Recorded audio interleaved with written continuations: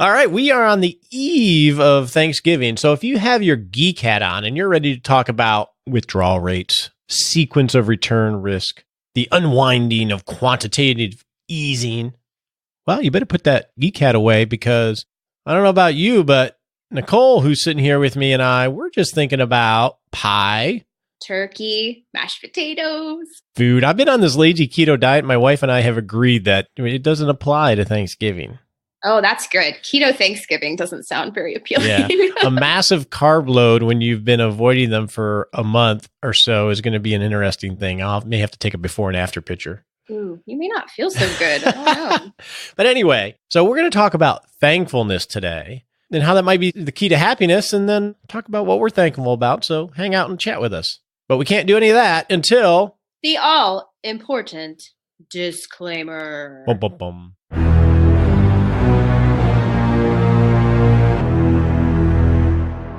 Guys, do not take advice from this guy. Well, at least not on the show. Hey, why is that?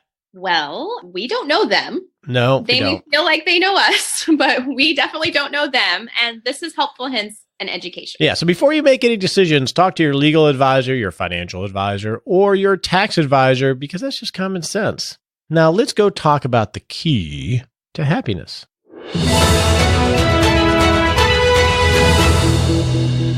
So, Nichole, it seems like everything I read on happiness has one common theme almost always. And you know what that is, right? If it's like what I've read on happiness, I'm going to go with thankfulness. I teed that up so well. Gratitude. Yeah, you totally did. And a Thanksgiving episode after all. Yeah, no kidding. So thankfulness seems to be a common theme. Here's what I found with thankfulness, Nichole, is that you have to maintain constant vigilance in your attitude of thankfulness. Because it can be hard to be thankful in this world. Don't you think? I think so. And it's easy. I feel like kind of society encourages us not to be thankful. Well, we're always needing to do like the next best thing. Yeah. I mean, so let's talk about these three forces. I'm not going to call them forces of evil, but definitely opposing forces to thankfulness. So number one is, and it's already ramped up during the holiday season, is the marketing complex. Now, marketing is an awesome thing. I like marketing. I'm into creative stuff. That's how we think of marketing. But at its core, the messaging of marketing, and I'm willing for you to disagree with me, Nichole, is to show someone whose life is not complete, and then to show the introduction of whatever, the product that's being marketed, and then to show the after of, wow, they're perfect now, or they're happy now, right? The before and after picture. That's basically a marketing message. Here's a person, here's what they're missing in their life, and now that they have XYZ blender or whatever, they're happy. So they're constantly telling us that we're inadequate in some way without something more. Right. And that is, I mean, and marketing is everywhere, and especially holiday season, and it creates feeling inadequate, not being thankful because you're missing something. And that's difficult to mentally fight against in terms of trying to maintain a thankful attitude. So what are the other forces? I mean, that seems so all-encompassing. That kind of apply to so many things. It's everywhere, right? It's everywhere. And then the second force against thankfulness is, I think, news in the media. And I'm not talking about fake news and any of that stuff. Right. I'm just talking about being exposed to how horrible things are. I mean, we just came out of an election cycle. And regardless of where you fall on that, the political spectrum, I mean, I think of it like hens cackling in a hen house. You know, since the midterms, all of a sudden things have calmed down. But prior to that, you get the media promoting just how bad things are. Or let me rephrase. I guess it's still marketing. A lot of the marketing dollars from campaigns promoting how bad things are and how good things will be if you just vote for whomever. Right. And then lastly is something more of your generation, Nichole, but even, you know, and baby boomers are into it more, is that social media aspect, right? Facebook and all the social media outlets. Well, you can even say comparison, like not just on social media, but even people that you know. Right, because you're comparing yourself to a version of other people that is not realistic. Right. Right, because people don't put pictures of their big fat pimples on their nose on Facebook. thank goodness. Yeah, well, thank goodness. Yeah, we don't want to see that. We don't want to see that. But what they put are, the beautiful pictures that they take, right, with filters on them sometimes that change the light and everything else. That was sort of a gross picture I painted, but you get the point. We see the best version of everyone else, and we don't see the rest of the story. So we see everyone else as happy, adjusted, no worries, fully confident in themselves. That's the picture we see of other people. And we do this with celebrities too. And then we look at our own life and it's like, well, we're not like that all the time. And they're presenting themselves like that all the time. You can't live up to that, right? And then back to the marketing thing, and I'm feeling this as I get older, back to the marketing thing, if you understand the technology behind Photoshop and images, an image you see in any magazine is drastically different than what that person actually looks like in the photo taken. I've seen before and afters. I've seen some of those websites where it's like, bad Photoshop and things like that and shows you the befores and afters. Well, and there have been celebrities that will show themselves in everyday life rather than on the cover of whatever magazine in the checkout stand. And they're normal people that have all the flaws that we do, but we don't see them that way. So these forces, I guess these three forces, make it harder in the modern world to be thankful, which may be a very important aspect of being happy. So it begs the question, how do you be thankful, even when it's hard to find things to be thankful for? So I have a couple ideas. You ready? I'm ready. Okay. Number one. I've been taking notes. You've been taking notes? Yes. You need to be happier. You're definitely never cheery. Aha. I'm just kidding. Number one is surround yourself. This goes to you, Nichole. Surround yourself with people that support being thankful about things and being happier, right? You get, what's the old saying? You're going to end up being like the 5 people you're around most. I haven't heard that, but it makes sense. Yeah, there's some version of that because I tell my kids that all the time. Be careful who you associate with because that's who you're going to become in some ways. So one way to support being more thankful is to be around positive people that encourage you and support you in good and bad and keep that vibe of being thankful about life and having a positive outlook. You're a big part of that, Nichole. So you're one of my Fab 5. There you go. But that's one, is be careful who you surround yourself with. I am very intentional about who I surround myself with. And I wasn't always that way. And it's interesting. I look back at my social circles. They have changed dramatically over the last 5 to 10 years. But that's one thing you can do to support this. That's one thing. And this is not a segue to a commercial, but that's one thing I'm excited about with the Rock Retirement Club is that, everybody in there has a lot of that spirit. They're so nice. So, but that's part of that is getting around your people to support positive. Number 2 is fake it until you make it, right? Fake it until you make it. Meaning, so I was in a meeting with someone just the other day, older lady, had lost her husband maybe 6 years ago, and she's older.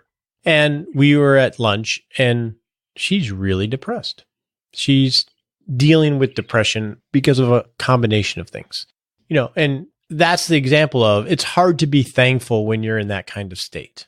Now, it's not going to be the cure all end all to fake it and try to put on a happy face and be thankful when you're not in the state of mind to be able to do that, but it definitely helps. I mean, not to say that counseling might not be needed or whatever, but faking it until you're making it can help. It's part of the solution to getting back into that happy or thankful state of mind. That's what I mean. It was really difficult in her case. Number 3 is journal about it each day. Now, I've seen a lot of those like one-line, gratitude journals and things like that. Yeah, I actually have. I have about 15 of them that are designed to ask you just very simple questions. It's like the 5-minute journal. And the number one thing is to name the 3 or 4 things that you are thankful about every single day. So I have about 15 of these, and I'm not going to commit to that number because I don't know how many I have, but we're going to have a page, rogerwhitney.com/thankful. And if you want one of these, because I want to give them away, we'll collect names for a week or so, and then we'll randomly select the number of people of the books that I have, and I'll mail them out to you for free. No shipping or anything. That's nice of you. But writing down even just 3 things that you're thankful about every day can help you in that mindset, right? Because you got to sit here and actually think, What am I thankful for today? So number 4 and 5, I'm just going to put together, and that is volunteering or going to a Bible study or some type of group activity where people are sharing what they're dealing with, right? Volunteering, you're going to go help others and see their situations. I say Bible study just because that's my experience. So when I first went to Bible study, I was in my 30s. Now I understand if you're not Christian or whatever, I'm just sharing this group dynamic with you because I became a Christian in my 30s. And so this was my first experience with Bible study and going around. And in this particular Bible study, we prayed at the beginning and everybody went around and you didn't have to say anything, but people would hold up others in their life that were dealing with issues, right? Loss of a spouse, health issues, money issues, all sorts of things. I mean, it was eye-opening to me having never been in that environment before. And then one of the biggest takeaways from that period of time in that Bible study, outside of the study part, was perspective. Because up until that time, I really didn't get exposed to a lot of the stuff other people are dealing with outside of my practice. And I don't know if this sounds bad or not, but it made me a heck of a lot more thankful every week as I heard what other people are going through. There is a saying about that, right? If you put your problems in a pile with everybody else's, you'd want yours back.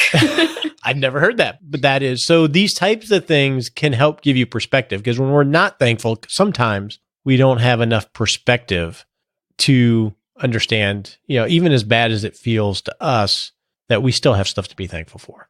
So those are some things that might help you in nurturing this thankful habit. I think all of them are very powerful. I think the first one we talked about, just being around people that already are thankful or that are working on that same path with you can help a lot because they're going to call you out when you're slipping a little bit.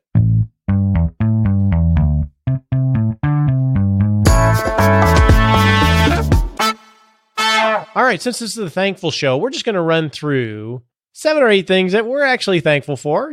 Maybe it'll prompt you to think about things you could be thankful for. Maybe it'll just be entertaining. Maybe it will be boring and you'll go bake a pie for tomorrow. I don't know. Make your own list. Okay. So we're just going to go not in any particular order necessarily, but we'll go number 1, number 2, number 2. I'm going to let you go first so you don't influence me because I already have mine written down. All right. So the first thing. To be fair, I feel like you should let everyone know that you told me I'd be doing this when I sat down to record. So I had no time to think about this list. Well, if you had a thankfulness habit, that wouldn't be an issue. Right. Obviously, I need to work on myself. So my list. So give me number 1. We'll just go quick. Number 1, I have God. All right, me too. That's good. God is at the top of the Fab 5. All right, so obviously for us, God is central in our life. Number 2. I wrote Clay. Clay? You excluded the children. I wrote family. So I think of family, my wife and my 2 kids. Okay, so Clay is great. That was hard for me. I couldn't decide if I should put them separate, but I feel like I should. I feel like Clay is his own special thing. And Clay is her husband, by the way, who I'm very jealous of because he can grow a beard and I can't. All right, so Clay, and for me, family. Number 3. I have family for number 3. Okay, family for number 3, and I had health. Oh, that's a good one. Health is, I'm very thankful. My wife is dealing with some issues right now, and I'm very thankful. It makes you thankful for your health. So health is number 3. Number 4. And remember, these are no particular order. Okay, so mine are, but okay, well, mine are not because I was just trying to make a list of 8 things. So number 4 for me was the community where we live. Like, I feel like it's very supportive and it's safe and it's nice. And I'm just thankful that we are where we are. I'm really glad to hear that because when we first met, you were very new to the community and I was like, wow, this is a huge bummer. Yeah, you had just left a community that you felt the same way about. So I'm glad to hear that actually. Number 4 on my list is Nichole Rockstar Mills. Oh, see, now I feel like I need to change my list. Yeah. What? I'm not even on it? No, you are. I know, but I'm way at the bottom. But no, I enjoy our time together. And from a business perspective and friend perspective, you and your family are awesome. Thank you. Okay. Did you do number 5? I did number 4. Okay. Number 5. Number 5, I have Roger and work because it's kind of hard to separate the 2 of you for me. That's cool. It's cool that work is on a thing to be thankful for, right? Well, I feel like what we get to do is so meaningful and it helps so many people. And I'm just so thankful to be a part of that. And, you are the reason that I have it. So, well, we have fun. And then I put my mindset. And for me, that's an important one because I sort of think of myself as a very different version of Roger than who I was in my 30s and 20s. So I'm very proud of where I've gotten to from a thankfulness perspective, from a positive outlook, from a self-discipline aspect. So I'm very thankful that I got to where I'm at as far as internally. Okay, the next one, I'll go first. Okay. This is sort of a weird one for some maybe, but I am very thankful that over the last 5 years, I've been able to really blur the lines between work and life. That is unusual, kind of. Explain that a little more, because I feel like some people would feel stressed by that. Well, for me, I feel like I'm where I am exactly supposed to be, and I'm doing exactly what I'm supposed to be doing, and I'm enjoying it so much. And I have as much fun in either. And I feel like they blend together in a healthy way and not in an unhealthy way. And I think that's really cool. My wife and I were going for a walk the other day, and she was actually commenting on that and acknowledging me and where I seem to be at, which I thought was really cool. So yeah, I like it. That is really cool. Yeah. What about you? You're next. I am thankful for my female friendships. I have a lot of good friends that I've met since we moved here, but then I also have my core group of college girlfriends. Like the 7 of us have stayed in touch, and I just feel very loved and supported by them, and I'm super thankful to have them. Did you copy my list? I'm very thankful for my friendships. I didn't put female. I shouldn't have too many of those outside my wife. Not healthy. I mean, you might be my only male friend. I don't know. But I'm very thankful for my friendships. I like the people that I surround myself. I wish more of them were local, because all of my friends, not all, that's a dramatic statement, but the majority of my friends live elsewhere just because of the world we live in. But yeah, friendship, that's cool. And then last one. Wait, does yours only have 7? I have 8. You told me to do 8. Okay, we'll go with this one. Okay. Let's just go with the last one. For me. Books? I'm thankful for books, yes. Yeah, what would you do without books? I don't know. I really don't. If you were on a desert island, that would be the one thing that would freak you out, wouldn't it? I mean, I think I would be focused on surviving if I was on a desert island. So I wouldn't have time to think about it. And then I'll just say this is my last one. And this is not in a particular order. And this is not pandering. Because I want to say the listeners and the clients we work with and the people that we get to interact with really blows me away. And that it sounds like pandering. I can see why that would be. There are so many people that, after I read an email from them or something, like I feel like lifted up just from interacting with them. Yeah. And whether it's a client, I mean, every client I can think of, we always are like, they are so nice. It's so positive. But every listener too, whether it's a random question or we get email. We just got an email the other day from Thomas, was it? Who was it? It sent us. Oh, the one that had the nice things to say about the show? Yeah. It was Thomas, right? I think it was, yes. And it was like 3 paragraphs of, a little bit about his life and how he's enjoyed the show and was very thankful for what we're doing. I mean, that just brings a tear to your eye. I mean, how awesome is that? What a positive feedback loop. How can you not be thankful for that? Yeah, it's so awesome. I got an email from a listener who he sent me some old Halloween pictures of him and his kids carving pumpkins and said make sure you take the time to enjoy your kids while they're home. I miss those kind of things. And I just thought it was so nice that he took time out of his day to do that. People that take their time to be positive are awesome. Yeah. Yeah. When you say that out loud, it sounds like you're pandering because we're talking to those people. But seriously, we're thankful for you. We are. So you have, I guess I combined a few, so I only had 7. So. Oh, yeah. So I did, this was my sort of kind of a throwaway thing because I thought I needed 8, Roger. But I wrote that I am thankful to be living today. I know there's a lot of things that are, not so great about what's going on, but then I feel like I watch historical shows or read historical books. And for most of time, it was pretty horrible to be a woman. So, we always say that when we watch the old shows. It's like, holy cow. Yes, exactly. So, I'm glad that I can own property and vote and things like that. And boss me around, right? Boss you around, right? All the time. So we're not going to do a happy lab today because we're just oozing with happiness and thankfulness, but we will do a smart sprint. And let's just throw it in here since we all want to get off to cooking and everything else. What is the smart sprint for today, Nichole? It's that one. In the next day, because tomorrow's Thanksgiving. You're Don't, changing. yes, in the next day, don't beat yourself about eating the things that you would normally wouldn't eat.